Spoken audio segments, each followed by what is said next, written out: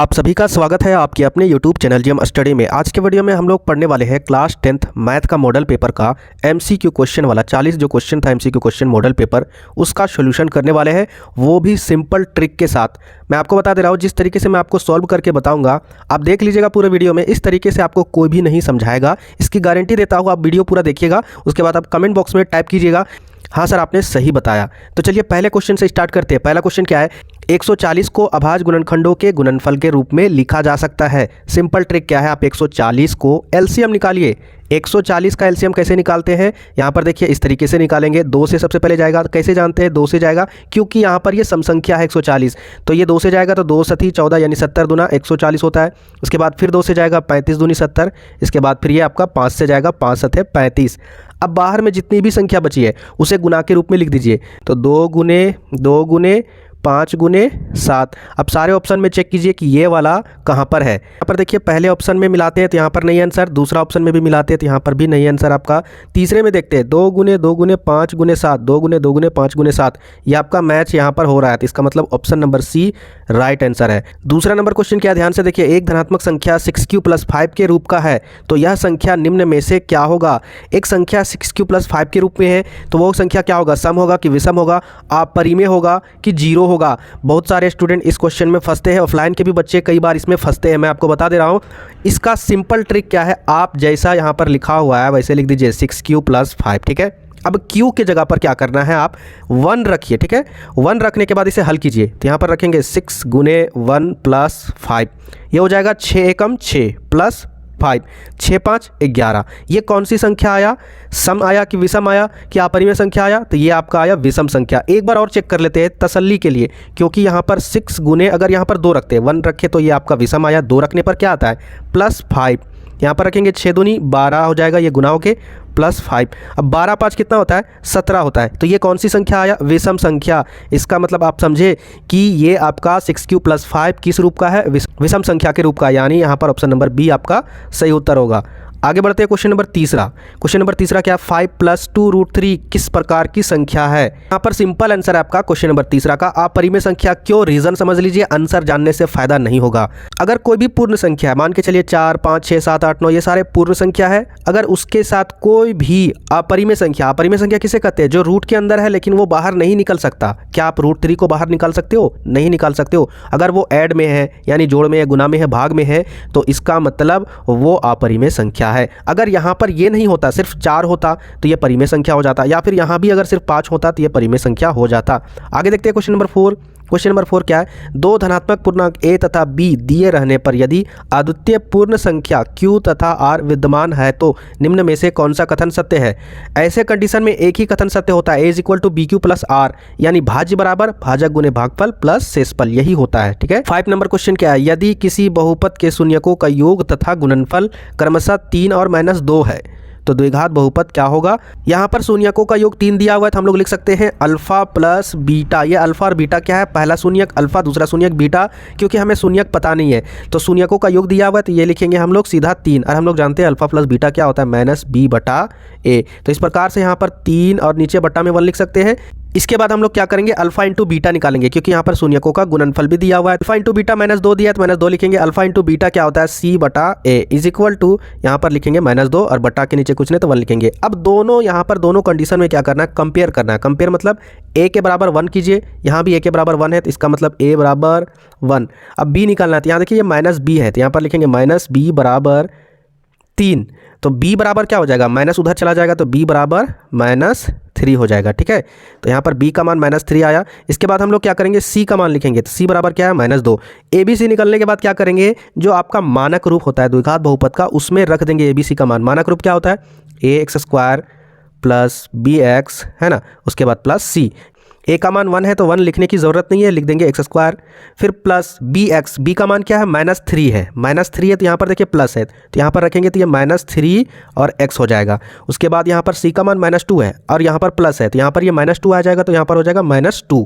तो इस प्रकार से यहाँ पर मेरा बहुपद क्या बना, x² -3x -2। किस ऑप्शन में आपको नज़र आ रहा है, तो यहाँ पर देखिए ये आपका option number c, x² -3x -2, यही आपका सही उत्तर होगा, ऑप्शन नंबर सी।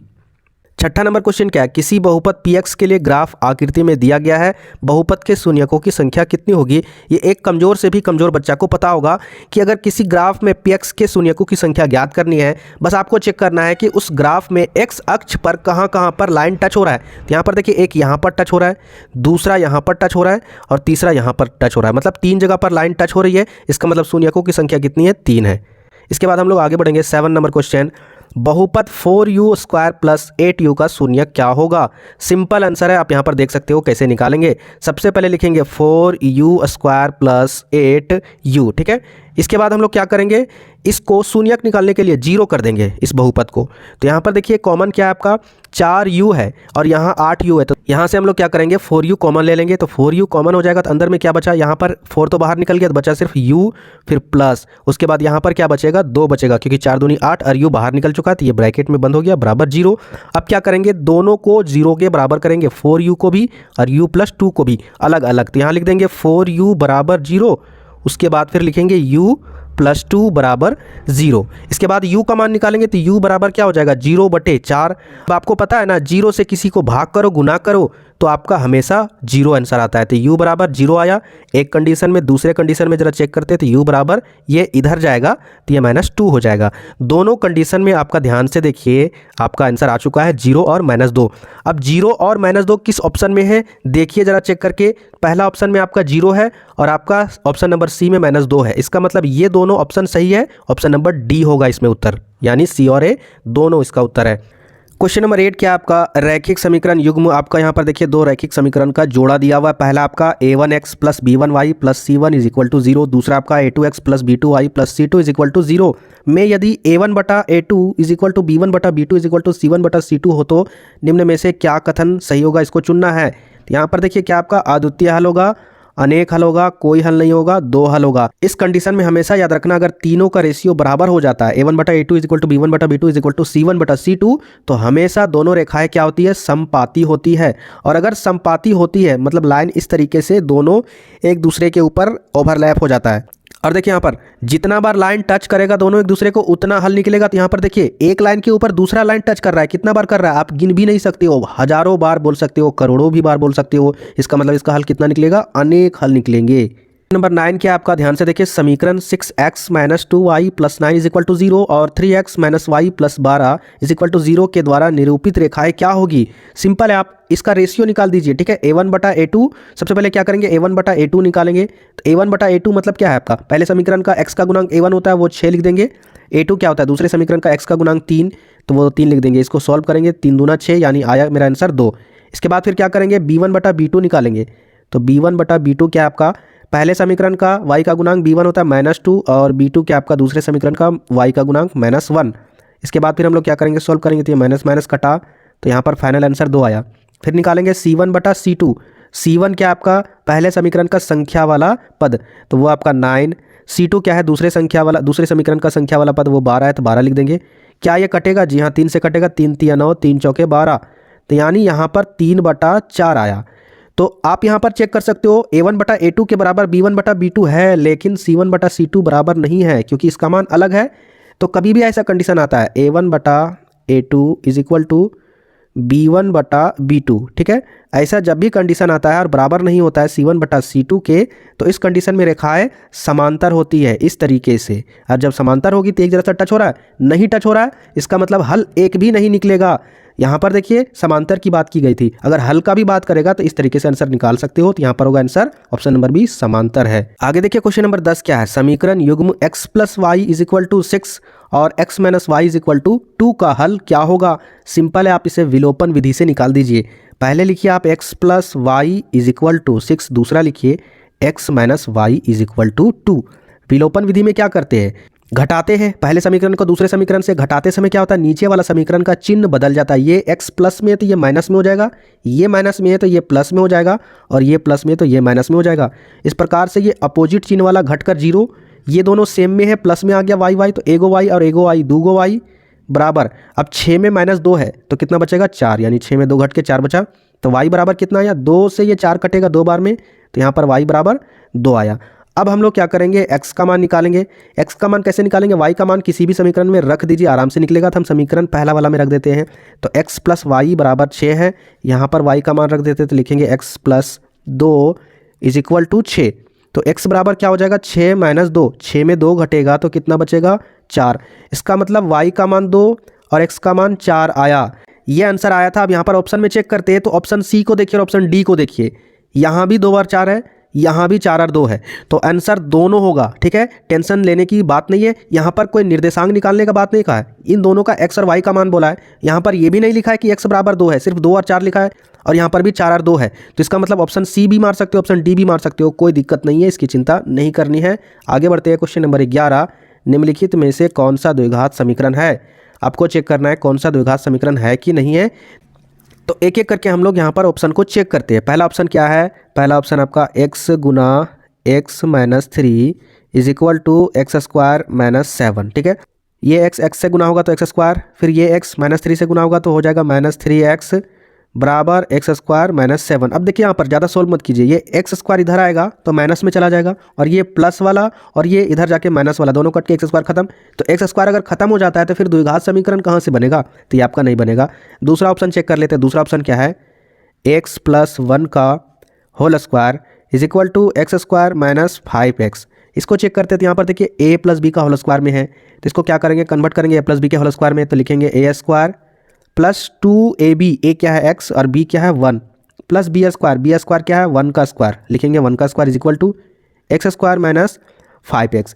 अब क्या करेंगे, यहाँ पर सोल्व करेंगे तो लिखेंगे एक्स स्क्वायर, फिर यहाँ पर ये तीनों को गुना करेंगे तो 2x और 2 एकम 2 हो जाएगा, तो प्लस में 2x, उसके बाद प्लस 1 का square 1 is equal to x square minus 5x। यहाँ भी देखिए ये एक्स स्क्वायर इधर चला जाएगा तो माइनस में हो जाएगा, तो ये और ये घटकर 0 हो जाएगा, तो एक्स स्क्वायर बचा ही नहीं, तो ये भी नहीं होगा द्विघात समीकरण।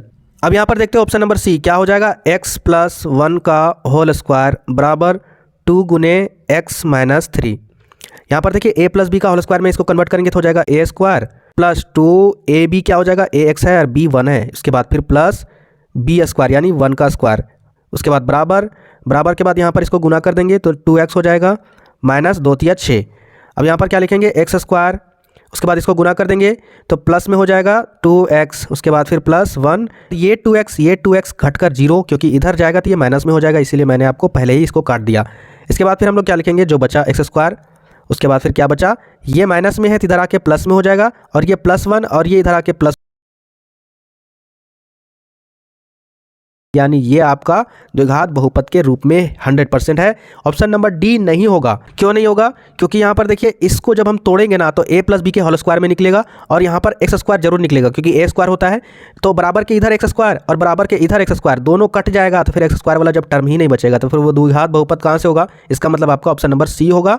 ऐसे भी आप इसको खुद से चेक करके देख सकते हो। 12 नंबर क्वेश्चन देखिए, द्विघात समीकरण x square plus x minus 1 के मूलों की प्रकृति क्या होगी। प्रकृति ज्ञात करने का तरीका है डी निकालिए। डी क्या होता है, बी स्क्वायर माइनस 4ac। अब बी क्या है, इस समीकरण में x का गुणांक, x के साथ कौन गुना है, कुछ नहीं है, तो यहाँ पर 1 है, तो लिखेंगे 1 का स्क्वायर माइनस 4 गुने a का मान क्या है, एक्स स्क्वायर का गुणांक, कुछ नहीं तो यहाँ भी 1 है, तो यहाँ पर लिखेंगे 1 गुने c क्या होता है, जो संख्या वाला पद होता है, तो यहाँ पर लिख देंगे -1। इसको सॉल्व कर दीजिए, 1 का स्क्वायर, ये माइनस और ये माइनस प्लस हो जाएगा, और 4 एकम 4 और 4 एकम 4 यानी प्लस में 4 हो जाएगा। इसका मतलब यहाँ पर आंसर आया कितना, 1 का वर्ग 1 प्लस 4 बराबर 4 और 1 5। अब यहाँ पर देखिए d का मान क्या आया, 5 आया। ये प्लस वाली संख्या है, यानी d का मान 0 से बड़ा है। d का मान जब 0 से बड़ा होता है तो उसके मूलों की जो प्रकृति होती है वो वास्तविक होती है, लेकिन असमान होती है। क्यों, क्योंकि d का मान जब बराबर आता है तभी मूल समान होते हैं, याद रखिएगा। और जब 0 से बड़ा आता है तो वास्तविक तो होते हैं लेकिन असमान होते हैं। तो यहाँ पर आंसर होगा option number A. 13 number question ध्यान से देखिए कि आपका ax square plus b x plus c is equal to 0 के दो भिन्न वास्तविक मूल होंगे। अब यहाँ पर देखिए क्या बोला गया है, दो अलग अलग होंगे मूल लेकिन वास्तविक होंगे। अभी मैंने आपको पिछले क्वेश्चन में सॉल्व किया ना कि वास्तविक होंगे लेकिन अलग अलग मूल होंगे। ये कंडीशन कब दर्शाता है, जब d का मान 0 से बड़ा होता है।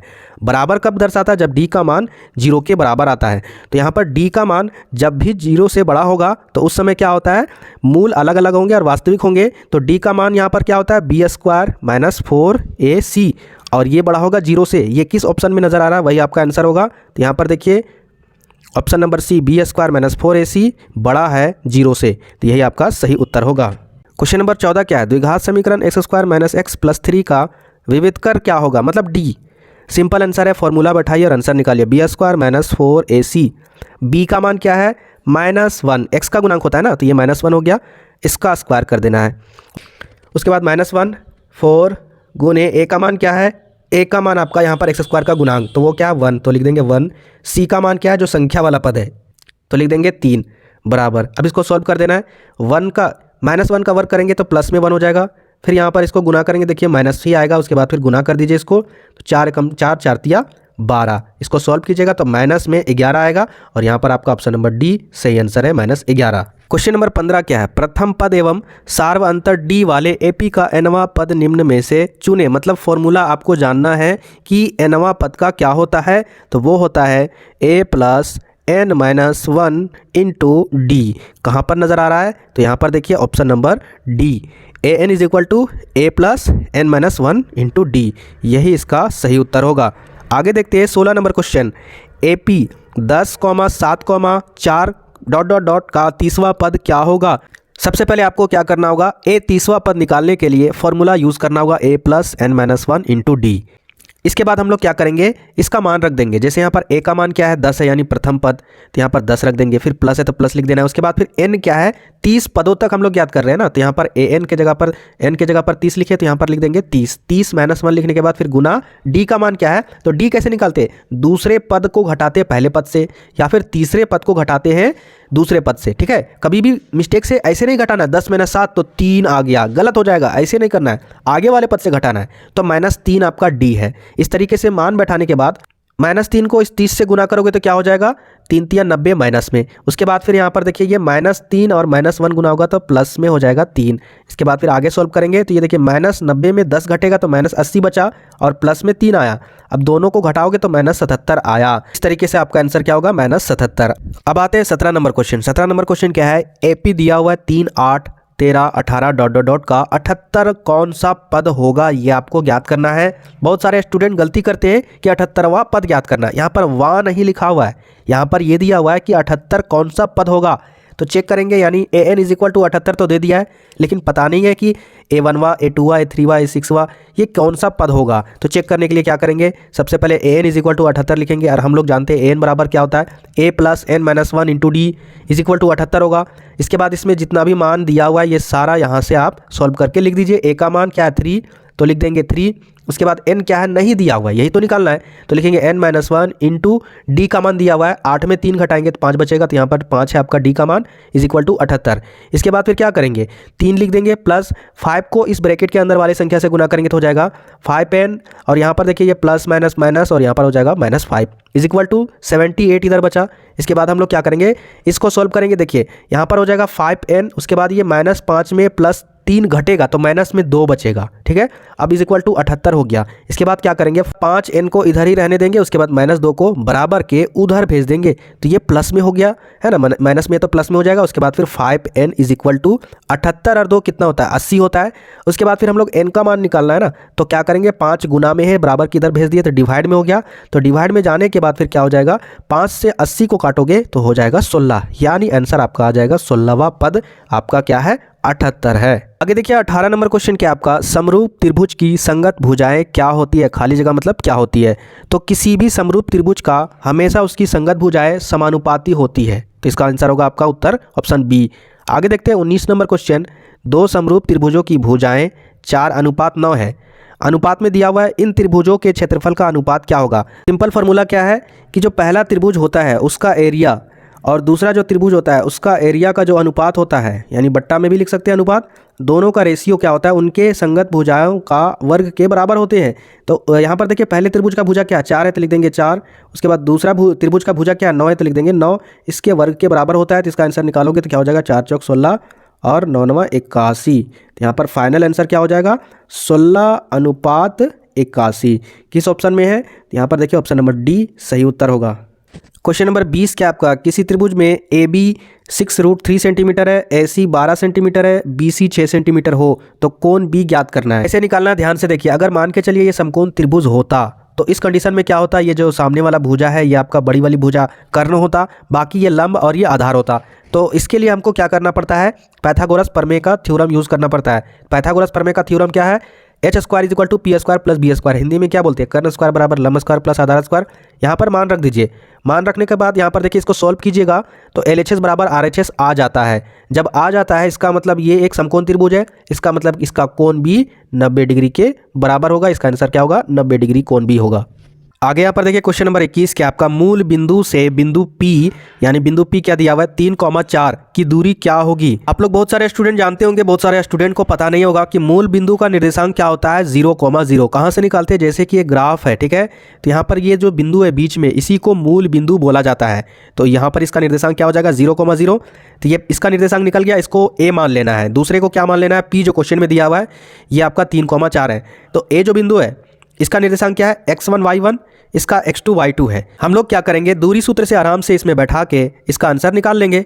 यहाँ पर सारा मान रख देना है। कैसे रखना है, जैसे x2 का मान क्या है होता है दूसरे निर्देशांक में, दूसरे बिंदु में x का मान जो होता है 3 रख देना है, -0 ये क्या है x1, ये तो 0 है, पहले बिंदु का जो x का मान होता है वो आपका x1 होता है। इसी तरह यहाँ पर भी रख दीजिए, y2 क्या है 4 है तो रख देना है 4 माइनस उसके बाद फिर 0 ये y1। इसको सॉल्व कीजिएगा तो कितना आएगा, 3 का स्क्वायर 9 यही होगा ना, उसके बाद फिर 4 का स्क्वायर 16। अब इन दोनों को सॉल्व करोगे तो कितना हो जाएगा, ये 25 हो जाएगा और अंडर रूट में है तो 25 का अंडर रूट क्या होता है 5। तो यहाँ पर आंसर क्या होगा आपका 5। तो नंबर सी आपका राइट आंसर होगा यानी 5 मात्रक। आगे देखते हैं क्वेश्चन नंबर 22। क्वेश्चन नंबर 22 क्या है, बिंदुओं 2,5 तथा 4,7 को मिलाने वाली रेखाखंड का मध्य बिंदु है। सबसे पहले आप क्या कीजिएगा, यहाँ पर पहला बिंदु क्या दिया हुआ है ये और दूसरा बिंदु ये है, इसका निर्देशांक आपको यहाँ पर दिख रहा है। तो ये दोनों बिंदु को मिलाने वाली जो रेखा है P, इसको P मान लेते हैं। ये क्या है, बीच में है, बीच में है तो यहाँ पर इसका जो निर्देशांक है x और y इसी को निकालना है। तो आपको पता है कि ये आपका निर्देशांक बिंदु वाला विभाजन सूत्र से आराम से निकल जाएगा। तो कैसे निकालना है ध्यान से समझिए। यहाँ पर देखिए फॉर्मूला यूज़ करना है। फॉर्मूला क्या है आपका, m1 x2 plus m2 x1 बटा m1 प्लस m2। अब यहाँ पर क्या करना है, यहाँ पर सारा मान रखना है। अब आपको पता होगा कि m1 क्या है, m1 यहाँ पर देखिए जो बटा हुआ है रेशियो में यानी भाग में, जैसे ये आपका बराबर है ना, दोनों बीच से यहाँ तक जितना होगा यहाँ से यहाँ तक जितना है दोनों बराबर है, इसका मतलब दोनों का रेशियो भी बराबर होगा 1:1। तो m1 1 और m2 1 हो जाएगा। सारा मान रख देना है यहाँ पर। जैसे देखिए यहाँ पर मान रखा हुआ m1 का मान 1, x2 का मान, अब x2 क्या है आपका दूसरे बिंदु का, ये आपका x2 का मान 4 है तो यहाँ पर 4 रख देना प्लस, उसके बाद m2 क्या है 1 है 1 रख देना। उसके बाद फिर आपका x1 क्या है, x1 आपका पहले बिंदु का x का मान यहाँ पर 2 रख देना है, फिर उसके बाद फिर 1 + 1 लिख देना है यहाँ पर यानी m1 + m2। इसको सॉल्व कीजिएगा, सॉल्व होकर आपका यहाँ पर आएगा 4 एकम 4 और दूसरा 2 एकम 2, यहाँ पर नीचे हो जाएगा 1 और 1 2। इसको सॉल्व कीजिएगा तो हो जाएगा 4 2 6 यानी 6/2। तो आंसर क्या आ जाएगा आपका x का मान 3। इस तरीके से हम लोग क्या करेंगे, y का भी मान निकालेंगे। तो यहाँ पर y का मान देखिए कैसे निकला हुआ है, m1 आपको पता है 1 है, y2 क्या हो जाएगा 7, उसके बाद फिर m2 भी 1 है, y1 आपका 5 हो जाएगा। इसके बाद m1 + m2 लिख देना यानी 1 + 1 लिख देना। इसको सॉल्व कीजिएगा 7 आएगा, उसके बाद 5/2, उसके बाद फिर इन दोनों को जोड़ दिएगा, उसके बाद हो जाएगा 12/2। तो आंसर आपका आ जाएगा 6 यानी y का मान 6। तो यहाँ पर देखिए तो ये बिंदु क्या निकला, x का मान 3 तो पहले x को लिखेंगे, फिर y का मान 6 तो बाद में y का मान लिखेंगे। तो ये बिंदु क्या आया 3,6। यहाँ पर उत्तर क्या हो जाएगा आपका ऑप्शन नंबर सी 3,6। आगे देखते हैं क्वेश्चन नंबर 23। क्वेश्चन नंबर 23 क्या है, यदि 2 sin a बराबर sin 2a हो तो a का मान क्या होगा। बहुत सिंपल तरीका है, जैसे क्वेश्चन यहाँ पर लिखा हुआ उसको लिख देना है, 2 sin a बराबर sin 2a, ठीक है। अब क्या करना है, ए के जगह पर थीटा रख देना है। चारों ऑप्शन में से सभी को रखना है, चेक करना है क्या दोनों LHS और RHS बराबर होते कि नहीं होते। यहाँ पर 30 डिग्री आंसर नहीं है और 45 डिग्री भी आंसर नहीं है, 0 डिग्री आंसर है। 0 डिग्री आंसर है तो कैसे आंसर है मैं आपको चेक करके बता रहा हूँ। यहाँ पर लिखना है 2, फिर लिखना है साइन, उसके बाद ए के जगह पर 0 डिग्री बराबर, यहाँ पर लिखना है साइन, इसके बाद फिर यहाँ पर लिखना है 2 गुने, इसके बाद लिखना है 0 डिग्री। अब यहाँ पर क्या लिखोगे, 2 गुने साइन 0 डिग्री का मान क्या होता है 0, तो यहाँ लिख देना है 0 बराबर साइन 2 गुने 0 है। तो यहाँ पर देखिए ये गुना हो जाएगा, तो गुना हो जाएगा तो हो जाएगा साइन 0 डिग्री, क्योंकि यहाँ पर 2 0 से गुना होगा तो 0 ही ना होगा। उसके बाद फिर यहाँ 2 0 से गुना होगा तो 0 हो जाएगा बराबर साइन 0 डिग्री का मान 0। LHS बराबर RHS आया, इसका मतलब ये आपका ऑप्शन नंबर सी सही होगा। 24 नंबर क्या क्वेश्चन, कोस 48 डिग्री माइनस साइन 42 डिग्री। कभी भी ऐसा कंडीशन आता है उस समय आपको क्या करना है, दोनों थीटा को जोड़ना है। तो 48 और 42 दोनों को जोड़ोगे तो कितना आएगा, 90 डिग्री के बराबर आएगा। इस तरीके से जब भी ऐसा कंडीशन आता है वो माइनस में हो, हमेशा आंसर है उसका क्या हो जाएगा, 0 होगा। ठीक है, याद रखिएगा। अगर यही क्वेश्चन ऐसे रहता, कोस 48 डिग्री बटा साइन 42 डिग्री, इस समय क्या करना है, थीटा को जोड़ना है तो ये 90 डिग्री के बराबर आता है, और अगर बट्टा में है तो इसका आंसर 1 होता है। तो याद रखिएगा, घटाओ में रहे तो 0 और बट्टा में रहे तो 1। आगे बढ़ते हैं next 25 number question. 25 number question क्या, यदि साइन ए बराबर 3/5 हो तो कॉस ए का मान क्या होगा। हम लोग जानते हैं साइन ए बराबर 3/5 क्वेश्चन में दिया हुआ है, और साइन थीटा होता है p/h, है ना। इसका मतलब अगर हम कंपेयर करें तो p का मान 3 और h का मान 5 आया, यानी p का मान यहाँ पर दिया हुआ है 3, उसके बाद h का मान क्या है आपका 5। अब हम लोग क्या निकालेंगे, b। पाइथागोरस प्रमेय को यूज़ करना है। यूज़ करने के बाद सारा मान रख दीजिए, मान रखिए। जैसे h का मान 5 है तो 5 का वर्ग, p का मान 3 है तो 3 का वर्ग। यहाँ देखिए b जो है ना वो मैं निकाल कर यहाँ पर चित्र में लिखा हूँ, ये मत समझिएगा कि क्वेश्चन में दिया हुआ है। तो b स्क्वायर हो जाएगा b की जगह पर। उसके बाद फिर यहाँ पर देखिए 25, उसके बाद ये 3 का वर्ग 9, उसके बाद प्लस b का स्क्वायर। इसके बाद फिर क्या करना है, 25 9 को उधर भेज देंगे तो माइनस में हो जाएगा, बराबर b स्क्वायर।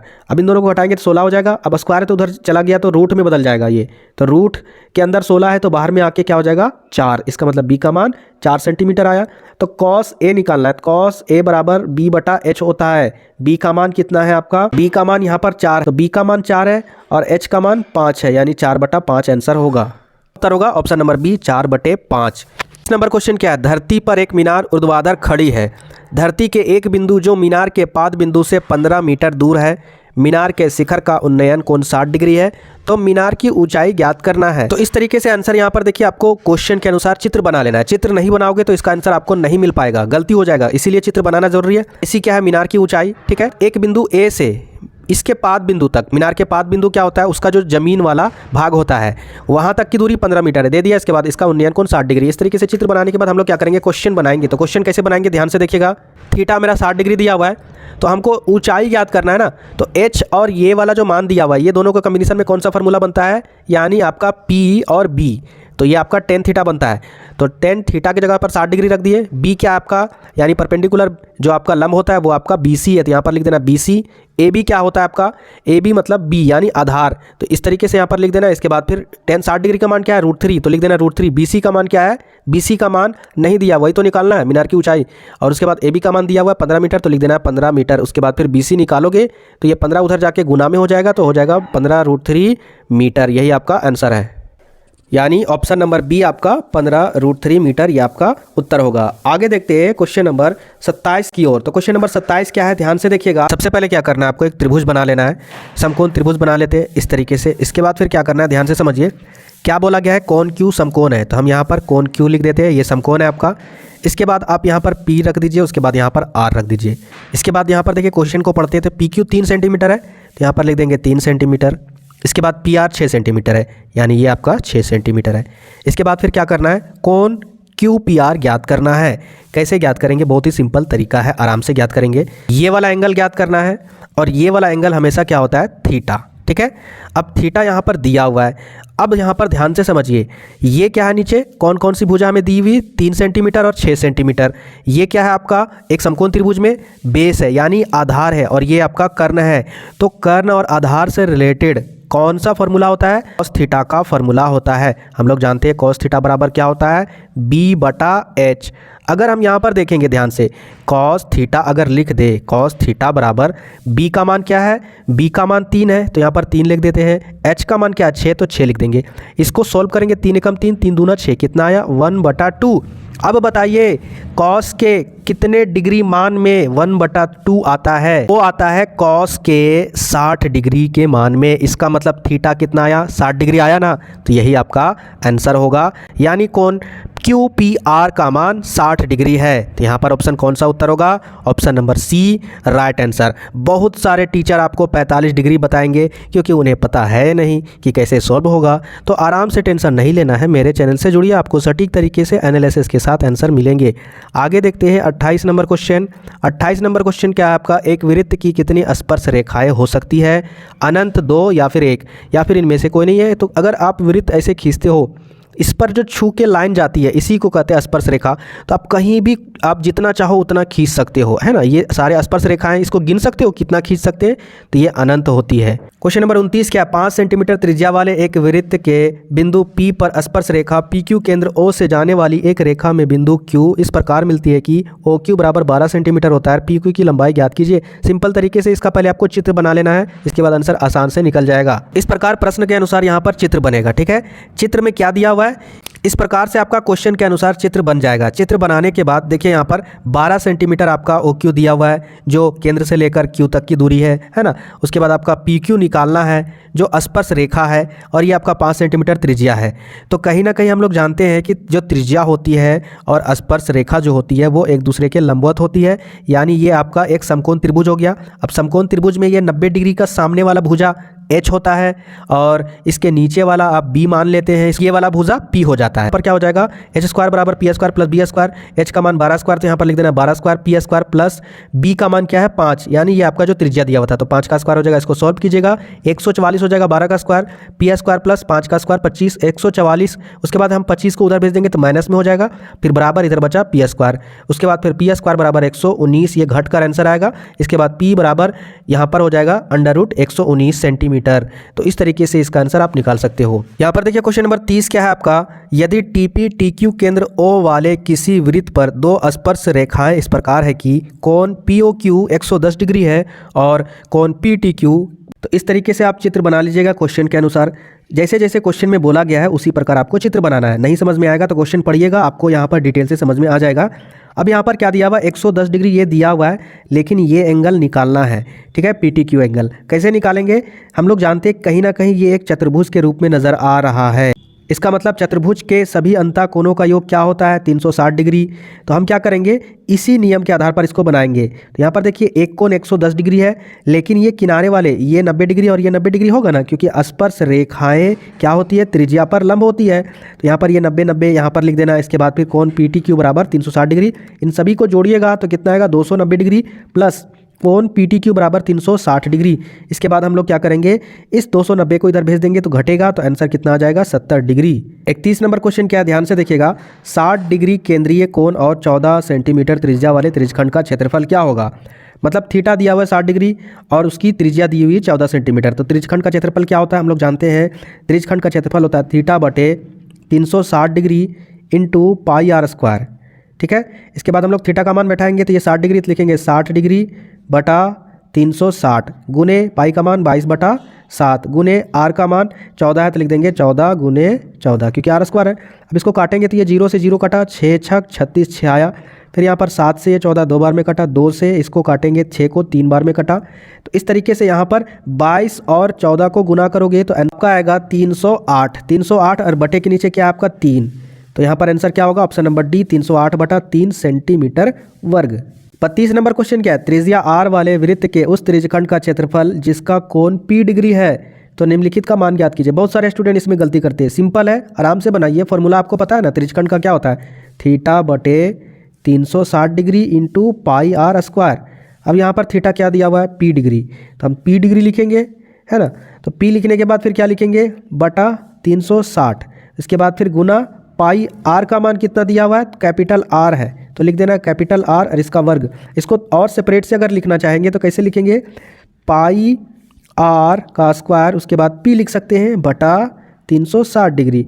अब यहाँ पर कहाँ पर आपको नज़र आ रहा है ये वाला आंसर, यहाँ पर देखिए आपका ऑप्शन नंबर डी में, ठीक है। तो यही आपका सही उत्तर होगा। 33 नंबर क्वेश्चन क्या आपका, दो वृत्तों की त्रिज्याएं क्रमशः 19 सेंटीमीटर और 9 सेंटीमीटर दिया हुआ है। उस वृत्त की त्रिज्या क्या होगी जिसकी परिधि इन दोनों वृत्तों की परिधियों के योग के बराबर है। तो सबसे पहले क्वेश्चन को समझते हैं।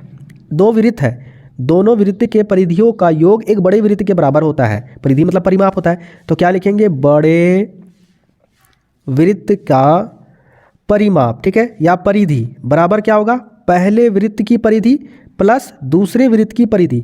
अब बड़े वृत्त की परिधि क्या होता है, पाई 2 पाई बड़ा R लिख देंगे, ठीक है। 2 पाई और होता है परिधि वृत्त का।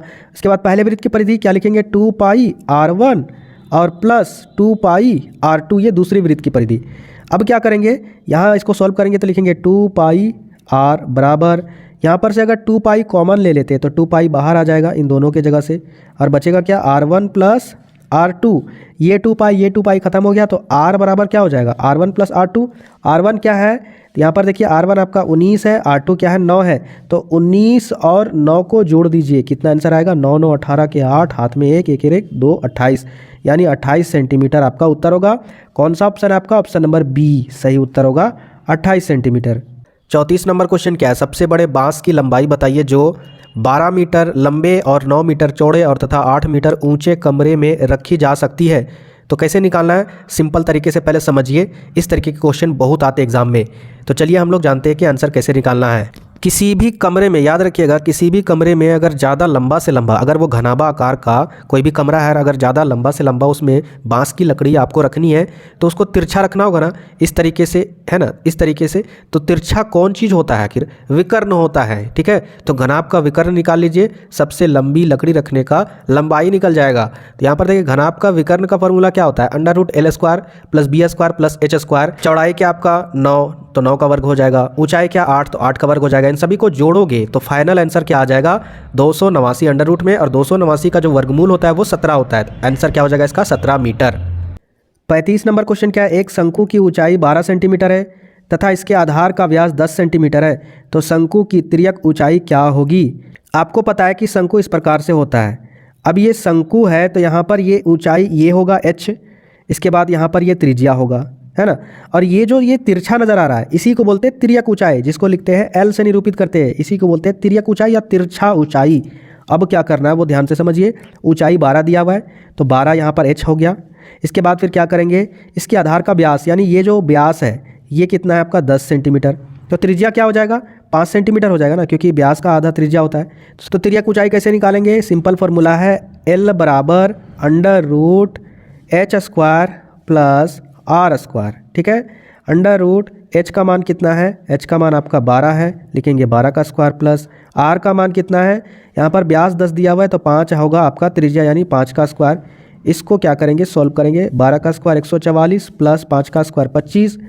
फिर यहाँ पर देखिए 144 और 25 को जोड़ेंगे तो 5 4 9, 4 2 6, 169, और 169 का अंडर रूट होता है 13, यानी L बराबर 13 सेंटीमीटर। यहाँ पर कौन सा उत्तर होगा आपका, पहला ऑप्शन यानी 13 सेंटीमीटर। 36 नंबर क्वेश्चन क्या है, मॉडल बनाने वाली मिट्टी से ऊंचाई 24 सेंटीमीटर और आधार की त्रिज्या 6 सेंटीमीटर वाला एक शंकु बनाया गया है। एक बच्चे ने इसे गोले के आकार में बदल दिया, तो गोले की त्रिज्या क्या होगी। कभी भी ऐसा प्रश्न आता है, किसी दूसरे आकृति को पिघलाकर दूसरे आकृति में बदल दिया, तो इस कंडीशन में दोनों का जो आयतन है वो सेम हो जाता है। तो यहाँ पर दो आकृति क्या है, एक है आपका शंकु, दूसरा आपका गोला, तो दोनों का आयतन सेम होगा। तो क्या लिखेंगे, शंकु का जो आयतन है वो गोले के आयतन के बराबर होगा, तो लिखेंगे शंकु का आयतन, ठीक है, बराबर क्या हो जाएगा, गोले का आयतन।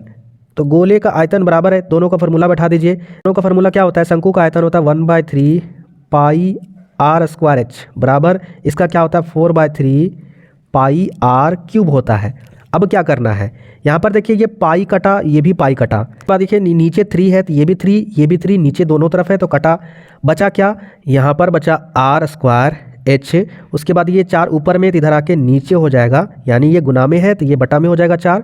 उसके बाद यहाँ पर क्या बचा, इधर बचा r³, ठीक है। यहाँ पर r क्या दिया हुआ है 6, तो यहाँ पर लिखेंगे 6 का वर्ग गुने h क्या दिया हुआ है 24, तो लिखेंगे 24/4। अब यहाँ पर लिखेंगे बराबर r³। अब 4 से ये 24 को काटेंगे तो हो जाएगा 6 चौक 24। अब देखिए यहाँ पर ये 6 गुने 6 गुने 6 यानी 3 गो 6 आ गया ना, तो 3 गो 6 जब आया, इसका मतलब अगर हम इसको r का मान निकालेंगे तो ये √³ में हो जाएगा। तो r का मान कितना आया 6 आया ना, तो इस प्रकार से r बराबर 6 आंसर होगा, ठीक है।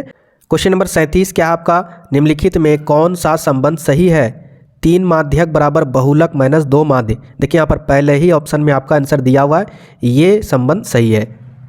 38 नंबर क्वेश्चन क्या आपका, वर्ग अंतराल एवं संचयी बारंबारता के बीच खींचे गए आलेख को क्या कहते हैं, त्वरण कहते हैं। आगे यहाँ पर है 39 नंबर क्वेश्चन क्या आपका, निम्नलिखित में से कौन सी संख्या किसी घटना की प्रायिकता नहीं हो सकती है।